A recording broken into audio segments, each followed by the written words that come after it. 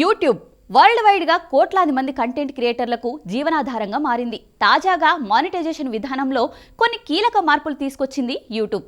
ఆ కొత్త నిబంధనలు 2025 జూలై 15 నుంచి అమల్లో ఉంటాయి. సడన్ గా యూట్యూబ్ తన రూల్స్ మార్చడానికి కారణం ఏంటంటే, ఇటీవలి కాలంలో యూట్యూబ్ లో ఏఐ జనరేటెడ్ కంటెంట్, రీపర్పస్డ్ వీడియోలు, తక్కువ ఒరిజినాలిటీ ఉన్న వీడియోల సంఖ్య ఎక్కువ అవుతోంది. దీనివల్ల అసలైన కంటెంట్ ను రూపొందించడానికి కష్టపడుతున్న క్రియేటర్లకు అన్యాయం జరుగుతోందని యూట్యూబ్ సంస్థ గుర్తించింది. దాన్ని సరిదిద్దడానికి, నాణ్యమైన కంటెంట్ కు ప్రాధాన్యత ఇవ్వడానికి యూట్యూబ్ లేటెస్ట్ గా తాజా మార్గదర్శకాలు ప్రవేశపెట్టింది.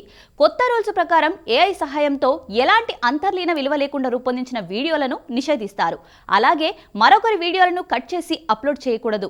ఇతరుల కంటెంట్ ను కాపీ చేసి, ఎడిట్ చేసి తమ సొంత కంటెంట్ గా తిరిగి అప్లోడ్ చేయడం కుదరదు. అలాగే వాయిస్ ఓవర్లు నాణ్యమైనవిగా ఉండాలి. ఇక ఒకే ఫుటేజ్ ను పదే పదే ఉపయోగించి చేసే వీడియోలు కూడా ఇక నిషేధిత కంటెంట్ గా గుర్తిస్తారు.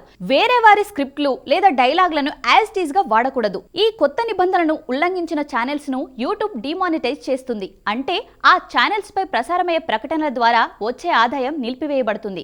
కాబట్టి యూట్యూబర్స్ తస్మత్ జాగ్రత్త.